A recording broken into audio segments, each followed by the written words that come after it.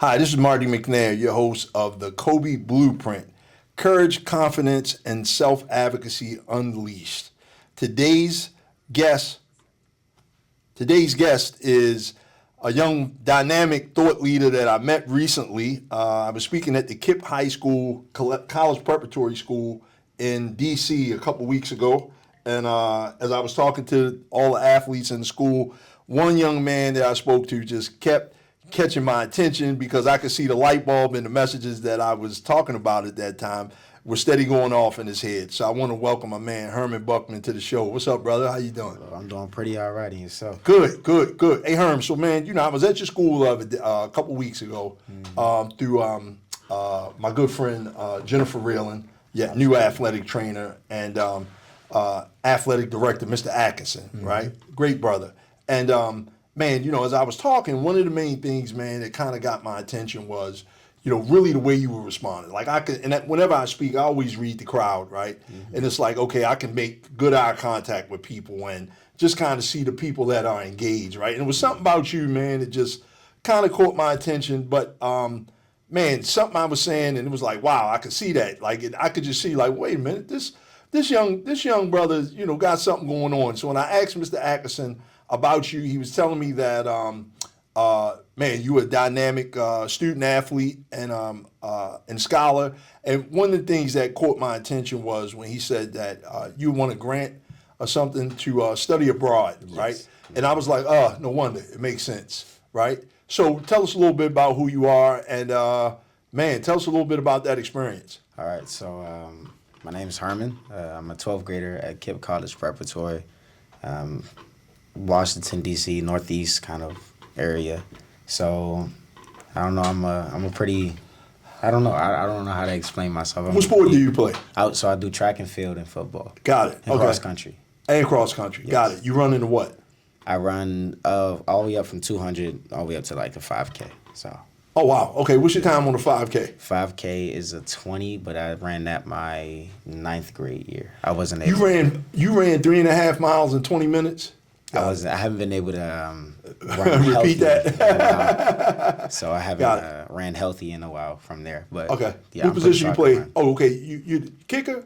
Yeah, I'm kicker, running back, and cornerback. Got it. Coach okay. is saying if you can get me a safety. Got it. Absolutely. So, Herman, today's topic basically is weight, right? W.A.I.T. What am I thinking? Mm-hmm. So basically, really, we're going to discuss good decision making, right? Consequential decision making, right? But most importantly, to really emphasize the magnitude of the weight principle. So one of the things that, like I was saying earlier, that caught my attention was, bro, you studied abroad, right? How long were you gone the whole year? Yes, a whole year. What was that experience like? Where were you? How did it even come into play first? So I was introduced to the program by my coach. It's CIEE or CBYX, Congress Youth Exchange with the Bundestag of Germany. Uh-huh. And so he just put it on my radar. He was like, hey, fill out the application. And I was like, all right. In my mind, I'm not really thinking about it too much. It's just like, Germany, I didn't even know anything about Germany. I didn't know what language they even spoke. Right. It was just like, okay, I'll fill it out. Nothing in my mind coming. Yeah, it said that this would even be a reality. Right. I'm just going through. But I took it serious because that's just something. If I'm going to do it, I'm going to give it my all kind of thing. Sure. And so I was sitting there, I wrote a plethora of essays. Okay. And so I was just there writing so much. What were the essays about? Different. It was some about more of me as an individual, some about how I connect to my community, different passions I had, and how I want those to correlate with the people in my life. Yeah. And it took a lot of introspection, some that I had already thought about and some that I hadn't. Right. And so it had really brought about something in me that it just gave me a kind of looking glass to look through. Even if I didn't get into the program, I feel as though just from filling out you came out better than you. Right. Absolutely. Of course. So I kind of just let the application sit there, put it in. I got in for semi-finalists, and so we ended up at a hotel. They're catering for us, all this nice food and things. I'm there with, I think, I'd say about 200 other people. Wow. And these are a lot of different people who applied to the program. I mean, these people are like spectacular, Sure. different, coming from different backgrounds. And so we had like our little interview there. And so I had did an interview. I was like, I hope this interview went well. Went back home. I think maybe 2 weeks and some change later, they hit me back up. They had their like place within Maine. So they hit me from Maine. I looked at the number and didn't have it saved. I saw Maine. I was like, I don't know who this is. You know? Right. I pick it up and they're like, hey, you're in. And I'm like, all right. You're in. What does that mean? Like won? I won. I was in there. How many you all won? So for my program, it was 50 from each individual region. So you had some from like West Coast, East Coast, when you have different parts of the East Coast. Got it. Like, and it was very it was just crazy to me to think, the program acceptance rate was maybe, I think, 1 or 2%. Wow. So I was just very surprised. Of course. It was pretty good. Right. So let me ask you. So they say you in, right? Now, what is the reality of you? So you already a student athlete as well, right? Obviously, you had some type of work ethic from an academic perspective, right? To even sit there and write that plethora of essays, absolutely, right? And you were saying how introspective that it was. So you're in. So how long did it take? Like, look, we ready to send you. You on your way. Man. Get your passport or whatever the case. What did that whole process really look like? And what did your parents think, man? So I'm raised by my grandparents and my aunts and uncles. Got it. And so they've always been like, I have like a village. It's like standing behind me. Makes a difference. So I had so many different perspectives coming in at me. My grandfather actually was in the army and he was placed in Germany. I didn't know this until this situation. He was speaking German to me. I didn't know. Right. Now I can speak a little bit of German. Yeah. But so my family they were first when I got in, they were like really excited. Sure. And I think for the past 5 months, I was just doing a lot of convincing for my aunt specifically. My uncle, he's always been on board. He's been like my kind of athletic trainer since I've came into this world kind of thing. Got it. I started sports when I was 6, and he was like my coach for, I'll say, about 7 of those years. Sure. So he was like really happy for me. He was like, hey, go for it, even if it was for a year, like, he wanted me to go for it. And so, like, getting into that whole process, it was just because my coach, he was the main person who had got me into it. And so he had just started going around the school talking about it and things like that. Right. And everybody was like, oh, you're going to Germany? Hey, you're going to Germany? And so it was just like a really, even for me, it didn't feel real. It felt like a dream. And so when people would come up to me and talk about, because I've never been like the kind of guy to gloat about stuff like that. Of course. So I wasn't going to tell anyone anyway. And he had told him, and he coming up to me and telling me, hey, you're going to Germany. It just put it in my mind more like, hey, this is actually happening. Yeah. And, I like the way you said that. Yeah. You kind of whispered when you were saying right. It's real. Because it really put in my ears. Sure. Man, it hit me like a freight train on that day where we literally hopping on the airplane. Okay. Was that your first time flying? It was my second time. That summer, I actually had the amazing opportunity of being at Syracuse University studying sociology. Oh, nice. So okay. It was really nice. Okay. So you got your passport. Mm-hmm. So your family. So when your aunt was basically, you had to convince her. Was it like, oh, I don't want my baby to go? Was it like one of those type of things? She really couldn't see the big picture, just more so out of care versus anything else. My aunt is she's a visionary. She definitely understands. She's a businesswoman. I mean, this woman is like, she can sell water to a fish. Sure. Like, she knows how to work. She knows how it goes, but she also has that nurturing mother. Sure, that maternal love. So it's like, for her, Germany out of all places. Yeah. It's like, we don't really got too many black folk over there.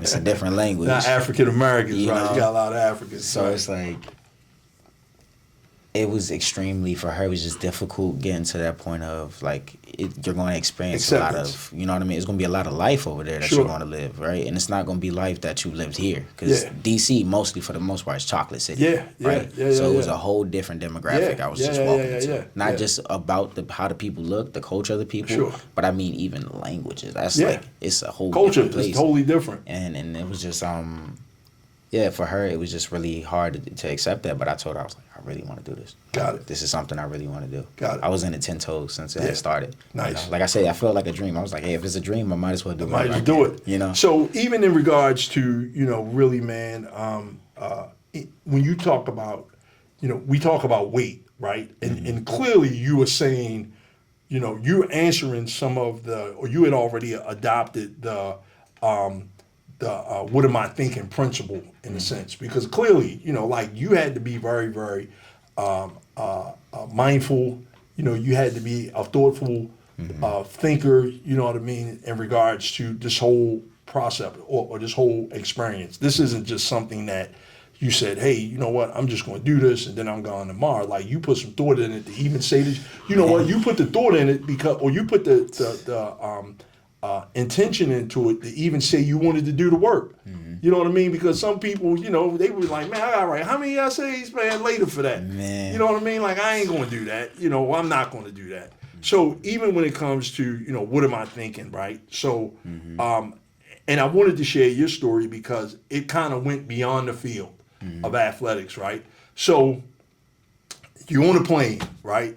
What is this like? So I'm sure you're meeting the organization that's sending you over there, or Yes. you just meeting the family that, like, where'd you stay? Like, did you stay with a family? You stayed in a hotel for a year? What was the layout? So we stayed in a castle, they call it a schloss. Yep. And so we were there for like a 30-day kind of like integration Yep. kind of thing. So Yep. we're not just getting culture shock Yeah, right off the of course, bat. of course. And so for those 30 days, we learned about the language a little bit more, the culture, the different regions.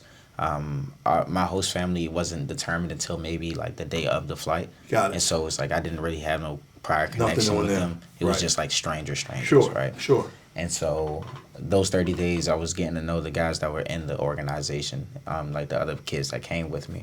And so learning German, getting to know them, being a whole different, like even the smell of the air was different. Yeah. Like, I mean, Was it fresh? it was very fresh. Like Yeah. Germany is big on just like environment. And Yeah. so where we were, it was a lot of trees. And Sure. it was just big hills. Like, I mean, to walk into like the town, it was like a town of only 500. The population was like Wow. real small. In DC, Yeah. to there, it was like an Yeah, of extreme course. difference. I felt Big like I was difference. like, it was a village. And you Sure. had to walk a true wild way village. to get Right. there. And so it was like extremely different. For me, it was just like literally, what am I thinking right now? Because like I had it was so easy to just disassociate because it felt so unreal. Right. You know, like I've never been in a place where it was this quiet at night. I've never been in a place where at night you can actually see stars in the sky. Yeah. I've never been in a place where it was so many different individuals, right? It was some people that came there speaking fluent German. There was some people that came there with no German. I was one of the people with no German. I had Right. no prior experience.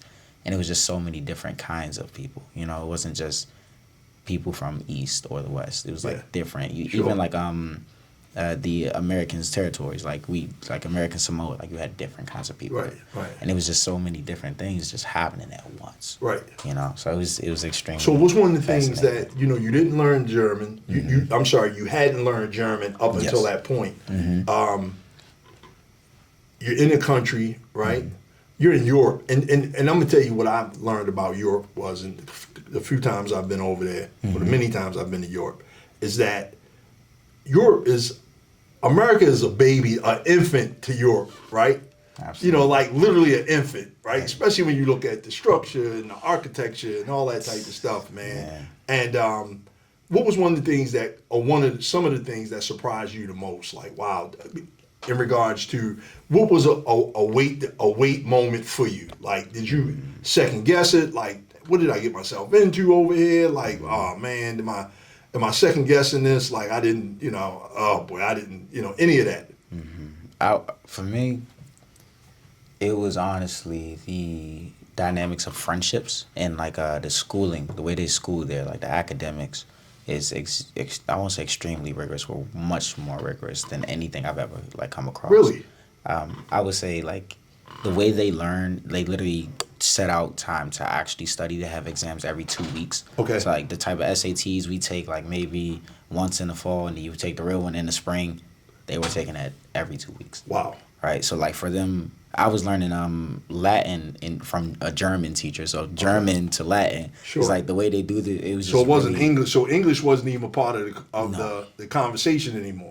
like Wow. they could speak English. Right, but no, you here. You know what I mean? So it's Right. like, and Yeah. with Germans, it's like they're really strong about it. Like, Yeah. though they're not so open about it because the whole like the history of it. Sure. They're really like, if you're in Germany, you're gonna speak. Yeah, German. you gonna speak Right. German. The same way if somebody come here, it's like Yeah. you in America, you're gonna speak English kind Right, of thing. right. But it was just extremely different, and then like the friendships, the way they worked, like brotherhood here, like with like black brothers here, it's more of like we gonna dap up, and that's like cool. They're like they hug, laying on each other, like the level of intimacy between that brotherhood was different. Between guys or just women and men? Guys. Wow. Right, and like the interaction between women and men was even different. How right? so? I would say here it's a lot more. Hey, shawty, what you doing? Let me. Right. You know, they didn't tolerate that. That's just not how it worked over So there. it wasn't was no just, PDAs or nothing over there? It was never that. It was really like you wouldn't even know unless they told you. Like, oh wow, it was one of those kind of things. Got it. Seen and not heard and not seen. Absolutely. Right. And no PDAs at all. So you ain't holding hands with your girl or none of that. None of that. Wow. They can, but like you'll get like some little mean looks like what's going on over there. Okay. You know? But it was strange, but it was different, and I think I learned a lot from it. Right. So let me ask you, and I'm sure we talked earlier, you know, when you're abroad and you're dealing with a different culture, you know, there's always, I think that this is probably the best time to use the WAIT principle because you got to think, you can't move emotionally, right? You can't move hastily, right? You gotta think about everything that you do before you do it, especially in a situation where the culture is different, the language is different. You know what I mean? Like, you know, we talked about that earlier with my experience one time, you know, just, you know, a few things of just, you know, don't go as planned. Like, you got to process, like, all right, hold on. Let me just, you know, process first, you know, wait for a few minutes, then think of what I'm doing here, right? How many times did that happen? I'm sure that had to happen on a daily occurrence. Oh, I mean, yeah, it was, it's countless times that had happened. It was dealing with the, because my host family, they weren't necessarily racist, but they were they just were very incompetent on how race could affect a person because they were of the dominant identity, right? They had that power already, that they had that prestige of already being of that superior. So they was white, in other words. Yes. They were white Germans. Yeah, and so like a lot of their things. They just didn't know. And sometimes it'd be like, okay, you just don't know, but also you just don't want to know. Right, I'm giving you a pass here. Right. And so in situations like that, like it'd be some situation like you're a people kind of situation. It's like, oh God, like how am I supposed to react to that? You using the WAIT method all day long. Because aside from that, they were normal people. But it's like at the end of the day, if you can't respect the fact that my culture is different, and I have had my own, like, you know what I mean, like situations that have made me the person I am, it's like you're kind of just disregarding the person I am too. Sure. But I had to think like, okay, is this the only place I am? No, when I leave this house, I have friends in school. I have different places I want to go. Like I had a level of autonomy in that household outside of those conversations. And with things like that, I just had to like normalize the fact that you're not always going to get what you want when you go places. So, right. Okay. Yeah. So you had to have a different level of resiliency all along the way, right? Yes, indeed. So, hey, Herman, let me ask you, so even in regards to that, right, how was it making friends? Like, I mean, did you have German friends? Like, because we don't think, like, I can't even imagine going back to high school, much less a high school in a different country, like, that I don't relate to, that I really don't, you know, we're all people at the end of the day. But I think that, you know, where's the commonality, right? Yeah. You know, and then you have some people that have a level of xenophobia, right? Meaning anything new, they're going to reject. Foreign, yeah. And then you have the opposite where, I don't want to mispronounce the word, but anything new, they're going to embrace it. You know, like they're going to like, hey, you know what? You know, you look different to me. You this, you that. I'm going to run straight to that and embrace it. So how was that? Like, was that how you were making friends in regards to that? So with that, and just to give a little context on why, I would say I was extremely like excited to make new friends, and I think I made a lot of different friends. I had Arabic friends. I had it was just a plethora of different kind of social identities. Because in Germany, it's not just Germans, right? Yeah, of course. We had South Africans, we had East Africans, we had so many different kinds of people there, and because of that, it was just extremely different knowledge bases that I was coming across and different ways of living life. And I think for me, that's always been so important. And going to Germany, that was one of the main things because I didn't really care. Like for me, it was more of like, okay, I want to travel the world. Yeah. But I've always been extremely avid on understanding different perspectives of different people. And what's better than going to a whole nother continent, right? Let alone a country. Yeah. And getting to know that base. And so it kind of just, it gave me a certain level of uniqueness to my character also, just experiencing these people, right? Because off rip, when you put yourself in a different environment, you automatically, people don't, like, it's like even a scientific, they talk about how when you view particles, the particles act differently. And I don't think that's different with people. Like, when you perceive a person, that person acts differently, right? And depending on who's perceiving them, they might even act more different than, said prior. And so I think that was for me, like, I was being perceived by people as this black guy. You know what I mean? It's just like, what does a black guy entail for you, right? And then how am I perceiving? Like, wait, what am I thinking about what you think about me? And that for me was like, it was extremely fascinating to go and tackle that kind of thought process, right? Of thinking about other people, thinking about me, thinking about myself. It was like that's deep. It was very layered, but Sure. that's kind of where I was going with it for a long time with it. So what part of Germany were you in? I was in many different places. First, I started in Rhine-Westphalia. Okay. So, Rhine-Westphalen? Yeah. It's Rhine-Westphalen. Yeah, it's Essen. It's Essen region, Düsseldorf, Dortmund. That's kind of that region. Right. And then I went from one host family because that first host family didn't work out. And so what does that mean? It didn't work out. So at a certain point, it became a little too overbearing. For you or for them? It was for them, because for me, I was already like, I was just in it to win it kind of thing. Right. Like, I realized. So you were in a high pressure situation. You made what type of decision did you make? Did you make a decision that was best for you, or was best for, you could see the bigger picture where I'm not going to let my emotions mess the experience up? That was for me. I believe heavily in stoicism in some ways, so I do believe. How old are you, bro? 17. Okay, all right, cool. So for me,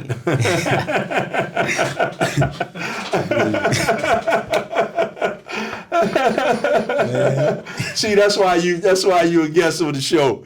So my listeners, this is the reason why Herman is on the show, right? Because because he could literally elaborate what stoicism was, right? Go ahead. So in stoicism for me, it's like this idea of having a certain level of reasonableness in whatever situation you're put in, right? And taking that baseline, that fundamental part, rather than taxing on the emotional aspects of things. Because a lot of people usually, they don't just take it for what it is at that base make it level, something else, right? Yeah. And so for me, it was always obstructing from that, of allowing emotions to deter me from what is actually important. Right. And what was important to me was the aspect of learning, getting to know those different people, getting to know the culture, learning the language, and overall adaptability. You know what I mean? And that was it. And so if you didn't like me, that wasn't really, like, we can coexist without you liking me, And you don't really like me because you don't. You like me based off, you don't like me. Your dislike is coming from somewhere else, Absolutely. not me. And they had host kids prior, but the thing is, none of them were of my identity. They weren't black people, right? And they even like quoted on, they even commented on the way I spoke, right? It's like, oh, that's not proper English, and it's like, you know what I mean? It's like, in some which way, is that really what we're here to talk about? Again, like that fundamental basis. Are you understanding what I'm saying? Right. Or you're talking about how I'm saying it to you? Right.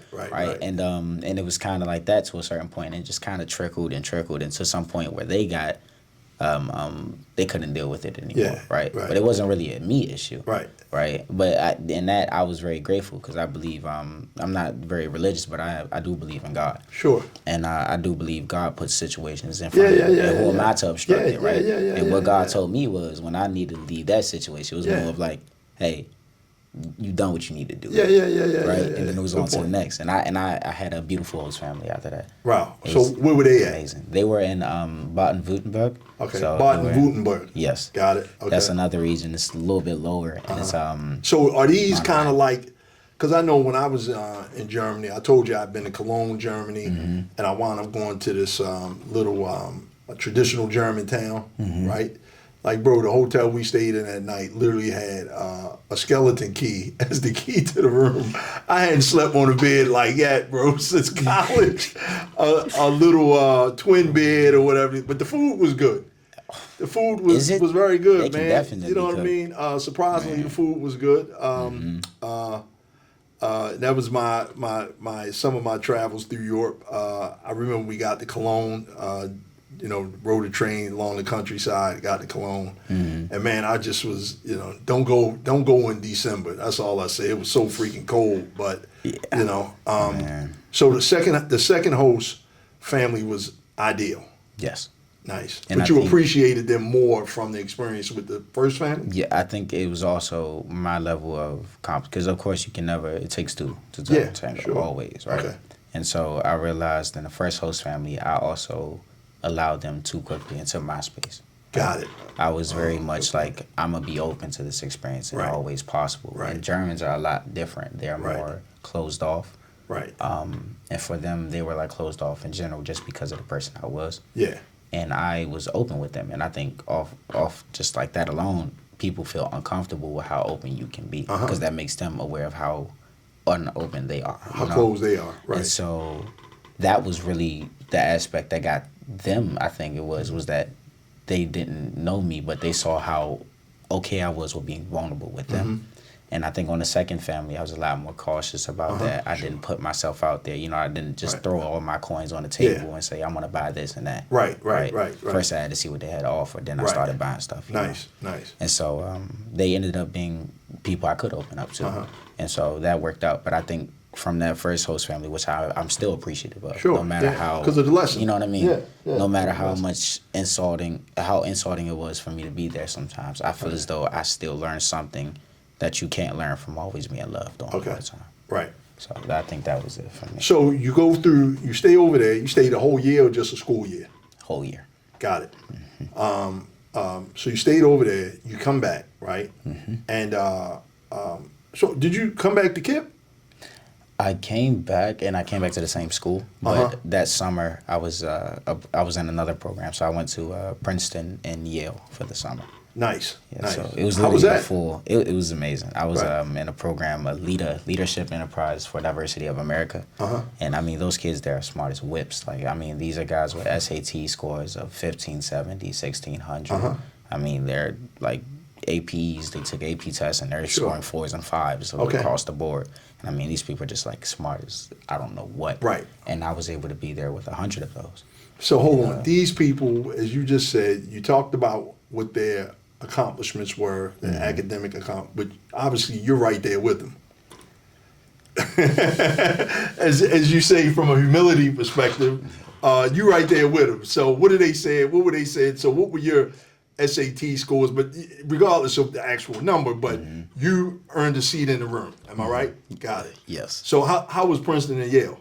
It was really fascinating. So the program was more about preparing people for college. Got it. And but we also were preparing them for leadership positions. Yep. And this program is about getting kids into like top schools. I mean, Browns, the Harvards of the world, Yale's, Columbia. Yep. And they've Yeah. done this, right? Yep. And so we were learning a lot. And then my professor, my writing instructor he was a first year literature teacher at Columbia. And so he was like really amazing guy. I mean, this guy is fantastic. And he just, the way he spoke, I realized what my teachers like back home, I was like, this is like way easier. And he's explaining things complex. And like coming back to my school, I realized like these teachers really, they're not taking that level of creativity to explain it. Right. They're just going off what they see on the paper and say, I'm explaining it to you. And if you don't get it, you don't get it. Right. This man took his time with every individual in that class to figure out how their brain worked. And he took and said, I'm going to make this for you. I'm going to make this for you, right? And everybody got a piece of the pie to eat, Right. Wow. And it was just amazing how he could like just, and that was real teaching I saw, Sure. And he talked about, and I'll end at this, is lower and higher order concerns, and how in high school we focused a lot more on lower order concerns like grammar, things like, it's just things that just seem tedious, right? Higher order concerns are more like creativity. How do you go about explaining this text? How do you go about interpreting this into the whole complex world we have about us? And he was more focused on that. Okay. And I think I just flourished so much there because it wasn't because, it's just all these smart people here, but it's because you learn how to do the things that seem so difficult in easy ways. Right. And it was a fascinating time being there, even just being at Princeton, right? Oh, sure. Yeah, absolutely right. I had a friend of mine. He was like one of the first African Americans. He's a much older that even went to Princeton. You know what I mean? Back in the day, he might be in the 70s, but like that was a huge accomplishment coming from his neighborhood. You know what I mean? Like an inner city, urban community. So you're back from this experience. Absolutely. You back. So you're a kid. Or you back playing? Did you start engaging in sports as soon as you got back, or did you engage while you were gone as well? Yes. Okay, how was that? It was. Would you play? When you ran track, you played football? Did they even play football over there? They don't play football. Soccer. They play soccer. Got it. I did soccer. I did soccer back in middle school, so I played while I was over there, and I did track and field, and cross country. That was my main three things. Okay, so you moving through, and you were 16, 17 when you was 16. over there. Mm-hmm. Got it. So you're 16. You probably got enough life skills and life information that probably a longshoreman or somebody the equivalent of going away military wise, just as far as the experience, not the military, but you come back, right? And you're still participating in some programs, some leadership and programs that excel, right? Excellence programs. What did you notice different? How did this prepare you when you came back, like in regards to sports and all of the things you learned the weight principle all day? Like how did that help you in sports, or did you feel that you had a edge on everybody else when it came to high pressure situations? Obviously, you did because you had practical experience on that. I would say. For me, mainly while I was abroad, because I'm a very big fan of like physiology, understanding the body, the mind, and all those things, psychology, physiology, all those different things. And so, while I was there, I was putting together a training plan for my track team when I got back. Yep. And I mean, this was like compiled of like a lot of research. I mean, going all the way back to 2000s, revving up, showing different things of why we should do this, why we should do that. Yep. And coming back, because for me, like the reason I ran 20 minutes in my 9th grade year, but 10th grade year that didn't happen. I got injuries. Got it. And this came from my mentality of, you got to keep pushing, keep pushing. Right. But the thing is, different body types means different levels of enduring, right? Sure. And so I was learning, okay, so why is certain people flourishing with this workout and I'm not that person? Right. And so I kind of went into that, and then I bring it back to my coach, and he started to slowly implement it into our training. I'm trying to talk to you. You talk to Mr. Ackerson, athletic director, and I'm trying to see if we can encompass that even for football team, because this is more on anaerobic level of I'm familiar working with out and things. What is that? What is that called when your something goes out and something goes in? Your H. To ATP? No, your H. When you have more carbon monoxide going out. So in other words, I have one of our colleagues was very big into this because even in regards to sports, like you can't train everybody the same way, especially when you talk about sports physiology and stuff like that. Somebody my size, if I look like a Greek god, right, and you didn't, and we had a push-up contest, I look like I can do it, but in reality, I may not be able to do it because I may have the when you talk about anaerobics and stuff like that, and my mind just kind of froze, but.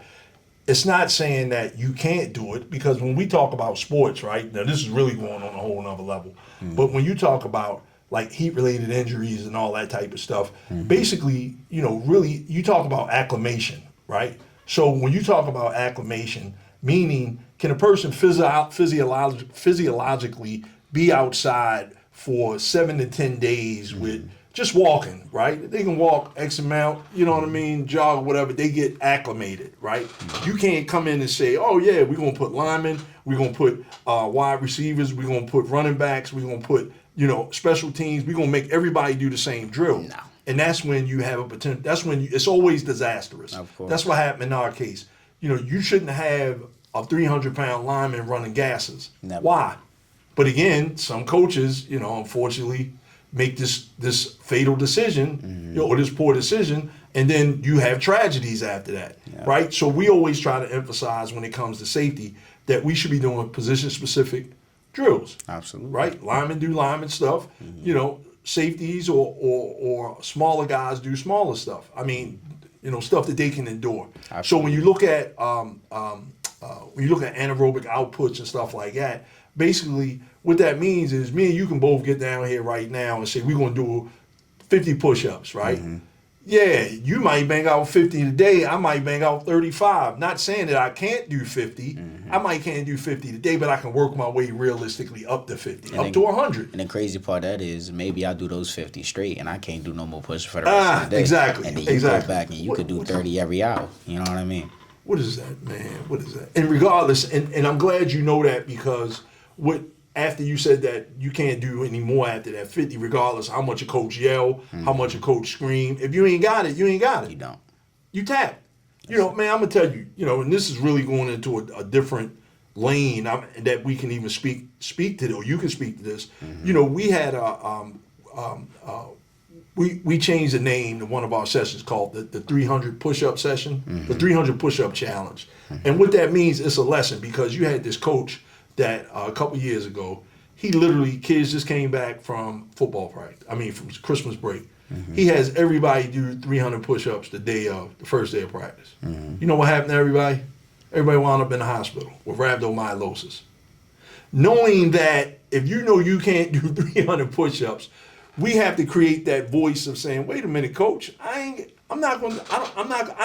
can't do 300 push-ups. It's a slow process. It's a slow process. It's an incremental process. Yeah. But you ain't going to, so everybody wound up in the hospital with rhabdomyolysis. And now they're trying to debate, should we fire this coach or blah, blah, blah, blah, blah. But again, as young people, man, you're at an age where you have to know or be knowledgeable enough about your body. And when you and I met, we talked about, really, taking care of yourself mentally, physically, emotionally, absolutely. Spiritually, where you already know what your limits are realistically and what your limits aren't. Versus sometimes we just got to listen to our bodies. Yeah, guess what? Me personally, I had one of these weeks this week where I didn't lift. I'll start lifting again Monday. Hey. You know what I mean? Where I'm just going to go out and try to get 4-5 miles in every day stepping. I'm all right with that. I'm just listening to my body or giving my body a rest. Hey, you know what I mean? I think for me that's extremely important. And I think that weight moment, what am I thinking moment, was my 10th grade year when I got injured. Sure. Because I love like my body. I love to be able to do sports, and like just as much as I'm a academic, I love athletics. It's always been like a love for me. And so when I got injured, it was like it took a blow to my morale. I was just like, I was just down for the count. But I realized, and I was reading at the time, I believe it was Plato, The Republic, and he talked about these 3 main essences. You got your appetite, your reason, and you have your spirit, right? And it's a satiation of those things. Because when I'm hungry, I'm not so worried about a book, you know what I mean? But when I'm full, I might be more worried about that book, And I think for me, when I got that injury, I realized, hey, I'm hungry, but at the same time, I can only but eat so much right now. So now I need to work on the mind. I need to work on my reasoning, right? So that's when I started actually getting into the research and part of everything of, okay, so how can I be a better runner? Because the whole thing is you don't just become, like, again, I think you said it earlier, you're talking about how it's not just about the hooping aspect of things, right? It's not just about getting the you know what I mean? It's also about understanding the game on a deeper level. Sure. Like, you can't just be obsessed with running. Right. You got to be obsessed with the idea of how you should run. Right. You got to be obsessed with the philosophy of a runner. Right. You have to be obsessed with the whole spiritual aspect of running. You have to be in every domain of that living. And when you learn that, when I learned that, it was like, it's limitless. Like, right? Because when I finished that workout, though, I'm like, oh, I want to do more. Now I can go learn. I can go study this now, right? So when I'm back fresh again, I can implement that so I can learn how to do more effectively, right? Herman, so how important is that, and we're going to conclude, but how important is that with your fellow teammates or fellow high school athletes where you have to look at the science of what it is that you do? You got to, so obviously you become a student of the sport, absolutely, a student of the what it takes to, like I always said, put premium to get a premium output, right? You become a student of that. What does that really look like beyond just saying, I'm gonna go to the gym, I'm gonna be there an hour early, even though everybody has their own way of doing things. And we've had quite a few successful, everybody that we've had as a guest on on the KOBY Blueprint has had a level of success in their sports, in their fields, or whatever. But in reality, what does it really take beyond just saying I have the physical output to do this? In all honesty, I think it's a level of understanding this with oneself. Like you can't just think about, well, you can't just do. I think a lot of people, some people are gifted with the ability to just do things, and I've seen a lot of talented people. I mean, physically way more adept at whatever they did than I was, right? But I think the difference that kept us in there for like longevity was the fact of who was thinking more about what they were doing, right? When it's all good, it's all good, right? But when you're injured, right? If you weren't working on that mentality, or it wasn't hard to begin with, well, now when it's getting hard, right? Now it's like I don't even want to do it no more. It's just not for me. But it's that idea of, okay, I struggle for this to get here, right? And then, like for me, I do a lot of journaling. So journaling for me was like the aspect of understanding myself, writing down my training. I created my own like training log. I call it SFID, so stretching, water, intensity, duration, and sleep. And so for me, okay. Can you repeat that? All right, so SWIDS, SWIDS. So you have stretching, water, intensity, duration, and sleep. And so for me, those was like my 5 key aspects. So how much sleep am I getting a night, and then how much water am I drinking, and how is this optimal to my training? And I think for me, it was more than just, okay, let me go out there and do the workout. And most of the time for actual athletes, like LeBron's of the world, he spent $2 million on your body, right? It's like, come on now. And that guy's been in the game for how long, right? Right. And then that aspect is really important. Like you have to realize that it's not just about doing. It's about loving what you do. Right. And when you love what you do, you'll find every way to prep for anything that might stop you from doing what you love, you know? Ooh. And so it's really just taking that moment to yourself to say, what do I actually need right now? Not what do I want, but what do I need to do to make sure I can do what I want? Right. Right. So in conclusion, man, you dropped a ton of knowledge, a wise man to be so young. Man, I think that we definitely need to have you back on. Yeah, I would love. Yeah, we definitely need to, and definitely would like to talk about the SWIDS. SWIDS, yes. Right. So stretching, water, intensity, duration, sleep. Got it. Okay. Yeah, and I think that would be that can be a whole episode by itself for sure. Right. You know, by our young practical expert.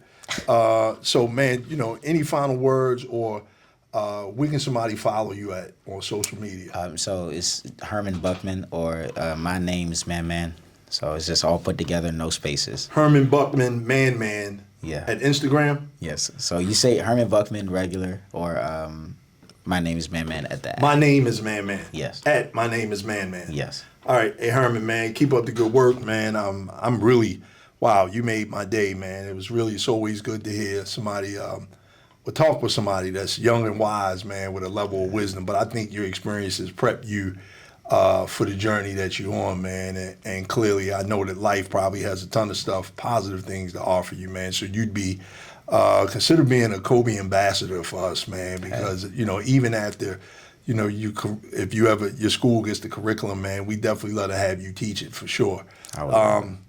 So again, this is Marty McNair. We're signing out. The KOBY Blueprint, Courage, Confidence, and Self-Advocacy Unleashed. To watch this episode, go to the Jordan McNair Foundation YouTube channel and follow us on social media, the Jordan McNair Foundation, and even be on the lookout for our KOBY social media pages on Instagram and TikTok. And we're out.